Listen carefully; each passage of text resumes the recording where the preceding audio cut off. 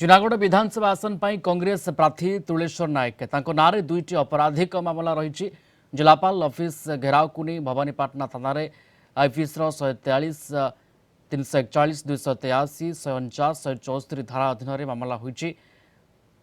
13/12/2022 FIR होता। FIR number रही 0511। ये मामलें चार्ज फ्रेम हो सारी। भवानीपाटना एसडीजेएम रे मामला विचाराधीन रही। सेपरी बेआईन भाव एकाठी हो रेलरोक करने को नहीं तुलेश्वर नारे टिटलागढ़ थाना आउ गोटे मामला रही।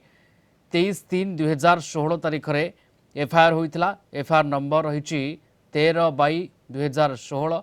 एथिरे आईआर आक्टर 143 341 283 149 174 धारा लगी।